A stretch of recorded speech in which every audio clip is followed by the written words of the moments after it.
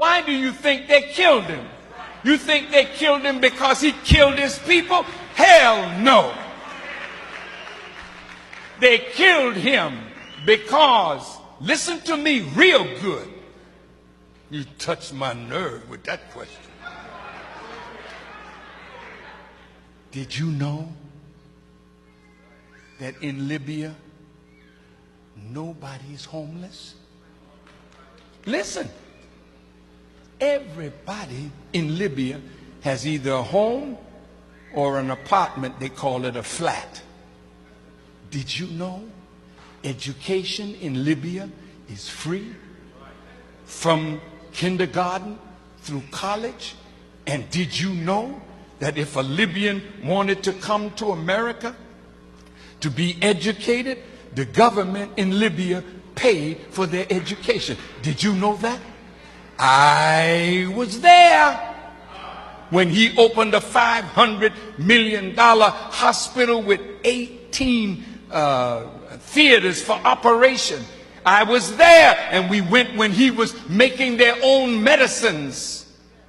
See, this was a man that gave free medical attention to all the citizens of Libya. And if Libya did not offer that kind of medical attention, they could fly anywhere in the world and get it, and the Libyan government would pay for it. Did you know that? No, you didn't. Did you know that from the oil money, every Libyan citizen got a stipend every year? And did you know that that man had no debt? Everything in his country was paid for. See? Now, when you got a man that did that for an African nation and was trying to do that for all Africa, how do you think Europe felt about that? Well, I was with Muammar Gaddafi when Gaddafi insert in 1999 advanced coming out of the OAU to the African Union with a vision of the United States of Africa.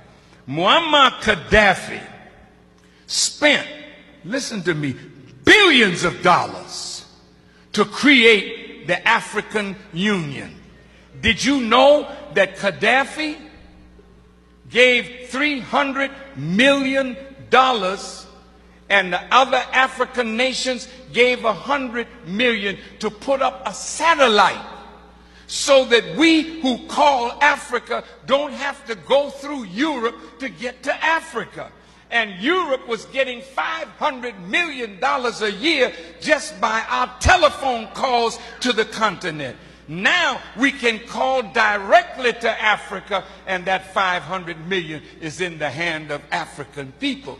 Did you know that Muammar Gaddafi was setting up an African development bank with $70 billion in the African Development Bank from Libyan oil money?